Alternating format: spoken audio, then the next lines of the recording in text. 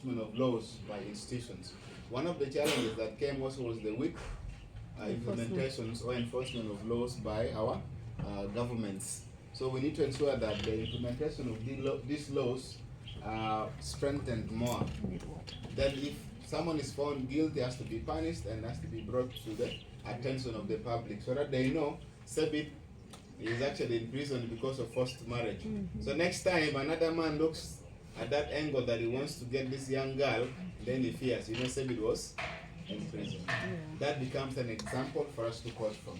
Then number 3, strengthening of civil opportunities for women and girls. Yes, it's similar to point number 1.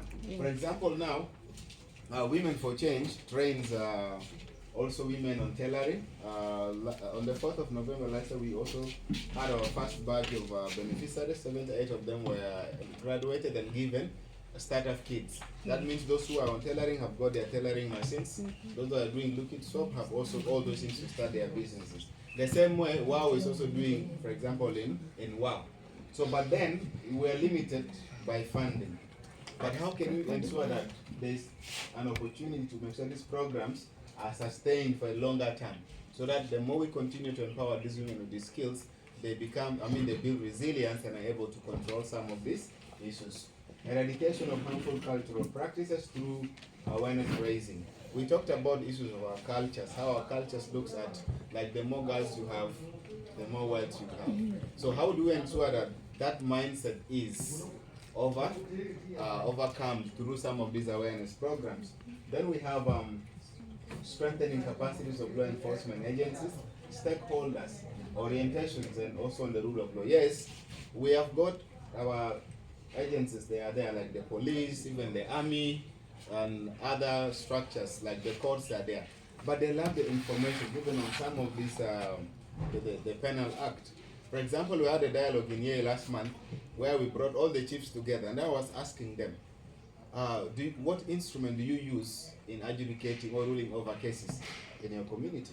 Do you know the Penal Act? What does the law talks about? If I am guilty, you're supposed to court according to the Penal Act, maybe 247 that talks about rape, that anyone who rapes a young girl, whether this girl has consented to it or not, but is below the age of 18, is considered to be what? Rape.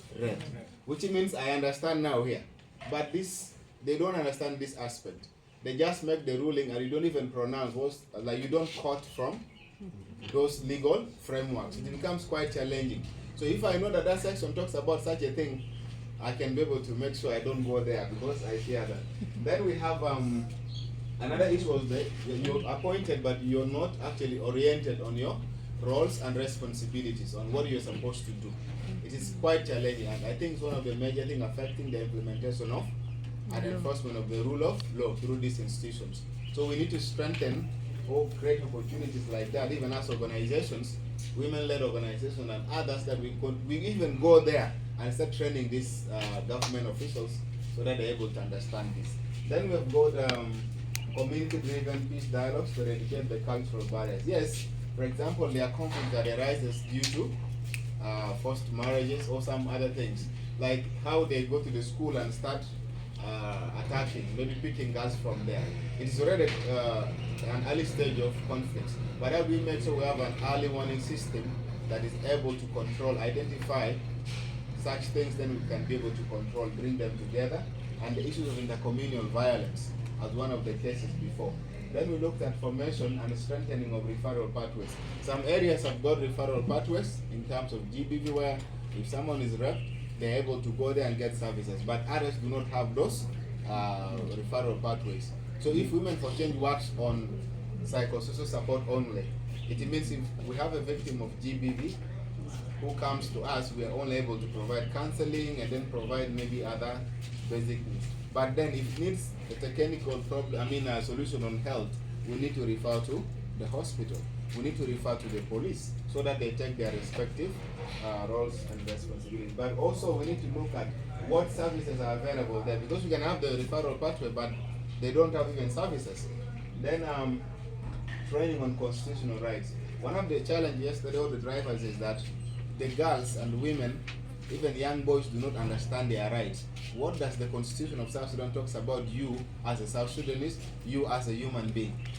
So if they have these informations, they can be in position to use the constitution as a tool in strengthening their advocacies and also ensuring that yes, they are empowered. So if somebody comes, oh, article like this talks about ABCD, if you do this, I will sue you.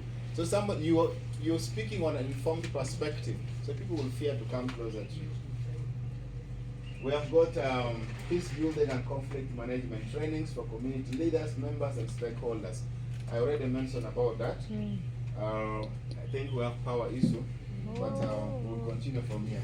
Another point is, first of all, the conflict has created a lot of challenges that also led to one of the root causes of early and forced marriage.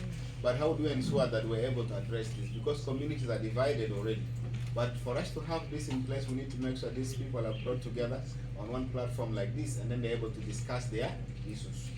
And we have what we call form peer-to-peer community networks and activity support.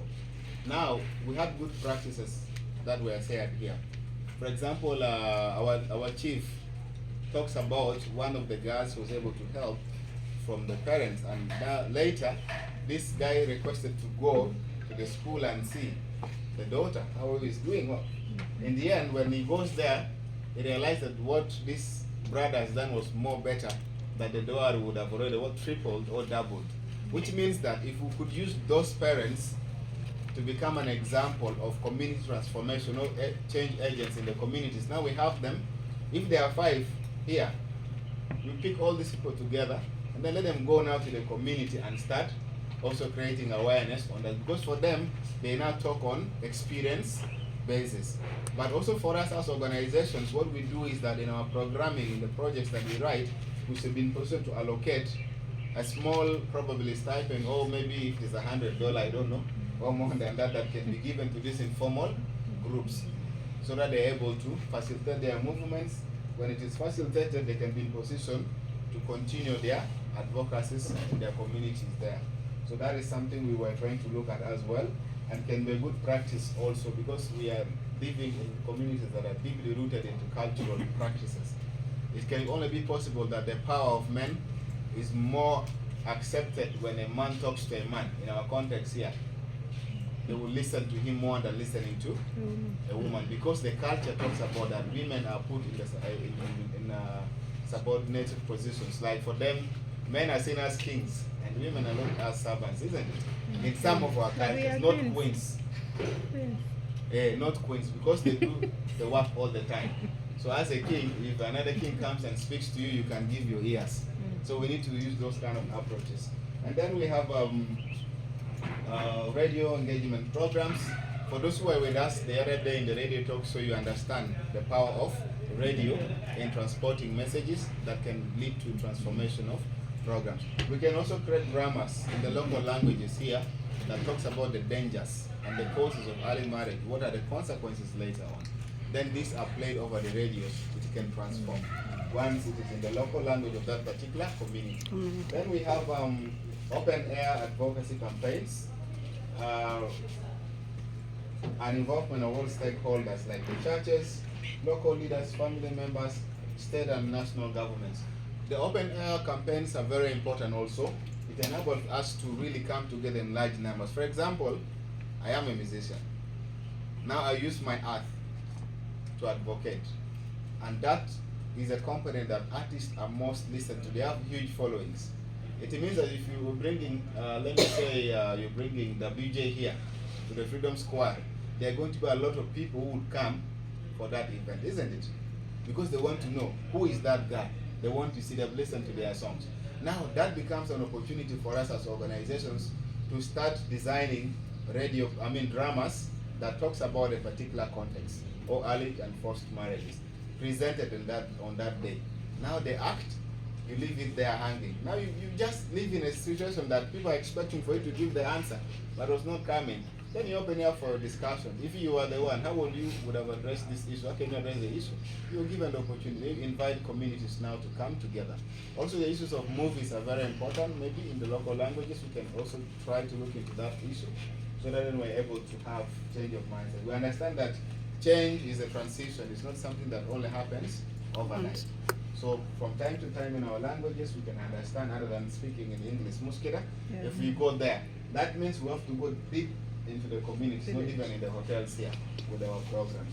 Then we have got a career, create more awareness activities on the Child Act and the rights of children. Our brother from the Ministry of Gender, State Government, Central Equatoria, and then also from Jungle Estate talks about the Child Act, which is there. Very beautiful written document, but it's just there in paper. It's not in practice. Even some of us do not know. If you ask to quote something from there, it is difficult. It means it was just created and kept there. Now we need to start opening up opportunities for this Child Act to be disseminated to so many communities so that they're able to understand. Even the children themselves, when they understand that they can use it as a tool to start also for defending their rights and claim their shrinking spaces back. To summarize, to end up, we've got collaborative opportunities to do construction projects. Now, this was one big step, achievement, I think for me I can say, for the Women Rights Organization, together Women for Women International and Safe for One, in envisioning that we need to have something that can bring all of us together on one platform like we're here today. Now, if these good practices are continued to be strengthened, more resources are injected there, I'm sure that we will be able to continue to support this, and some of these programs or challenges that we are facing can be addressed in the different locations that we are operating in. Now, for example, this year we're here in Eastern Equatoria. Maybe before the year ends, if an opportunity comes, we might be in Jungle, we might go even to Yale, we might go to any other of the places. Through this support, it will be very important for us. So we need to strengthen those opportunities for us. And then bringing our governments together here like we're today is a very good platform.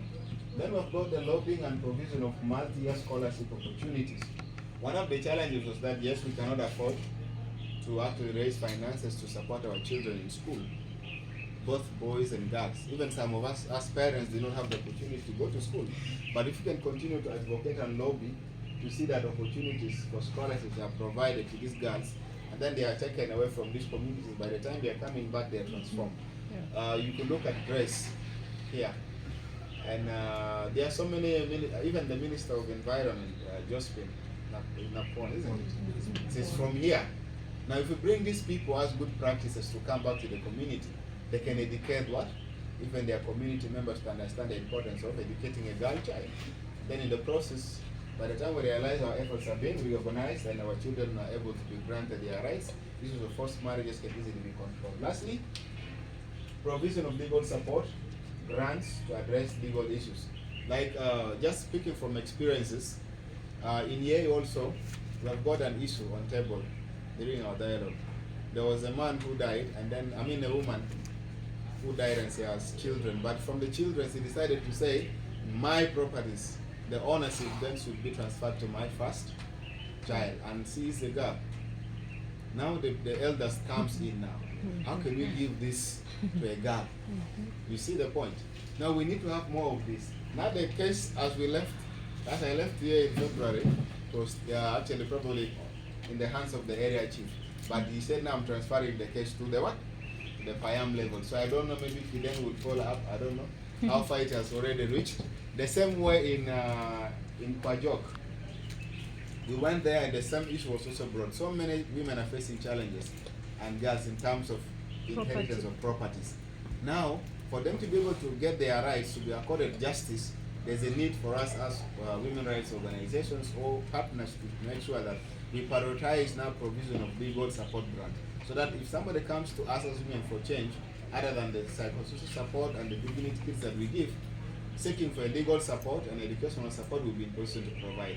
Because we have some money gazetted there, we can hire the services of the lawyer, and then this lawyer can pick up the case and we continue to provide the spaces. But in collaboration also with the police and many other service providers. I think if there's any question from here, it is welcomed before I take my seat. Thank you.